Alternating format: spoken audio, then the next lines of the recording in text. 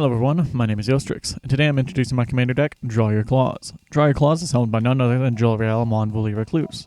Jolrael is a 1/2 legendary creature human druid for 1 and a green that has 2 abilities. Whenever you draw your second card each turn, create a 2/2 green cat creature token, and for 4 green, until the end of turn, creatures you control have base power and toughness XX, where X is the number of cards in your hand. Just looking at her abilities, we can tell 2 things. Firstly, drawing cards is important, and to get the most value, it has to be done on others' turns. And secondly, she has a win con attached to her. If we have a big enough clutter, maybe a Kindle, considering how fast we might make them, why do they make these things so hard? So now that we have analyzed it to a point, we're going to try and draw in 2 cards while also trying to keep our hand big to use the ability attached to Jolrael, which we're going to need a decent amount of mana to use. Got it? Cool. Let's begin per usual with the lands. Boseiju Who Endures, Mosswarp Bridge, Reliquary Tower, Rogue's Passage, and 32 Forests. It's not very impressive, but I mean, it works. Now for a category that hasn't had a chance to appear in a video yet, Planeswalkers. Vivian Reed, first ability pretty decent, second is good, third would be an amazing thing for our deck. Vivian, Champion of the Wilds, immediately doubles our mana, gives reach to our stronger creatures, and lets us have some permanent card advantage. Now, back to our regularly scheduled program, starting once again with creatures. Battle Mammoth, foretellable and makes opponents not want to target anything on our board given the card advantage. Beast Whisperer draws us a card for each creature spell we play, we have 23. Circle of Dreams Druid, taps for green mana equal to the number of creatures we control, which we hope to have a lot of. Elvish Visionary, could probably be replaced, draws a card when it enters. Enray's Forerunners, an endgame card for us to overwhelm our opponents, another Overrun-esque creature. Feline Sovereign, a way for our cats to clear others' boards. Guardian Augmenter gives our commander hexproof as to use her ability more easily. Hollow Hinge Overlord, it's the dog that makes more dogs in a deck that wasn't meant for dogs, make sense? Hungry Lynx, a cat that make rat that buff cat for each rat that opponents make go splat. Karametra the Acolyte, another mana dork that allows you to tap it for an amount of mana equal to our devotion to green, which is a lot in this deck. Keeper of Fables gives us cards if we attack more people, or we have first strike. Godama of the East Tree, it's a fun creature that you can dump into pretty much any green deck and get a benefit. I love it. Masumaro, first to live, originally in my first version of my Crewfix deck, power and toughness equal to our hand. Quasali Slingers, similar to Feline Sovereign, but when cats enter the battlefield so very often, so it's kinda mean. Renata, Called to the Hunt, boss creatures with +1/+1 counters with its power equal to our devotion. Runic Armasaur, if you have opponents at all, you'll be drawing 2 cards per turn pretty often.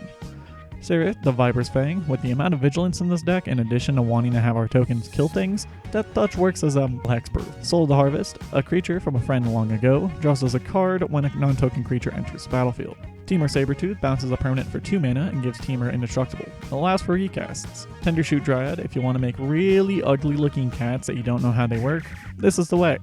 Thrashing Brontodon, an ancient cat that hates artifacts and enchantments.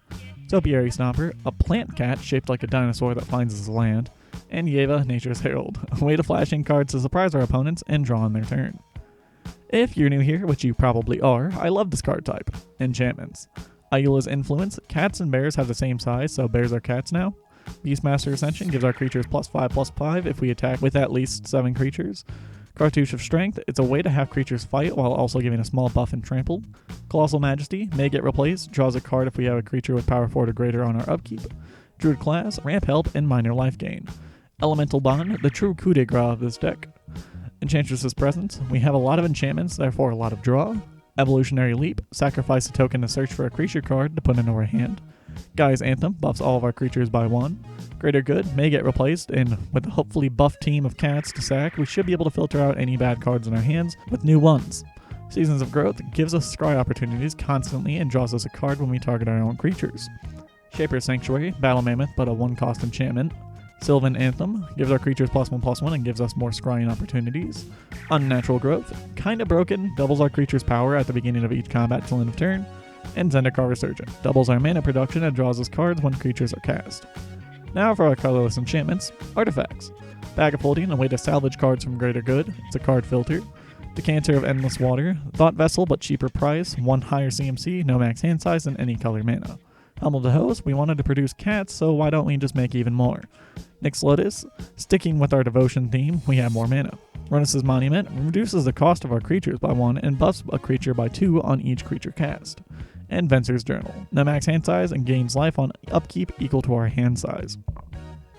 Now what is essentially a creature ability half of the time, Sorceries.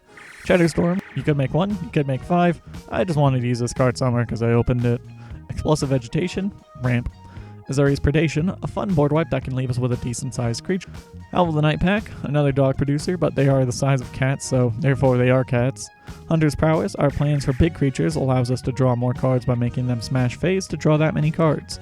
Migration Path, ramp. Nissa's Pilgrimage, ramp. Overrun, another game ender, smash more phase. And Soul's Majesty, draws us cards equal to a creature's power. Now for what is kinda interaction, but more similar to just giving our creatures extra protein. Giant Growth gives a creature +3/+3. Intercom, Outer Strength, gives a creature power and toughness boost equal to our hand. Mind of the Masses buffs a creature by the number of creatures we have.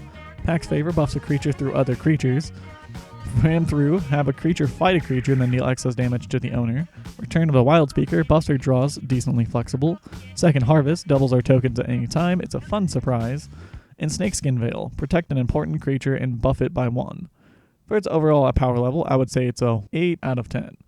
And that's it. That's the video. I'm going to go rest for like another month probably. Thank you all for your recent support, and I'll see you next time. Goodbye.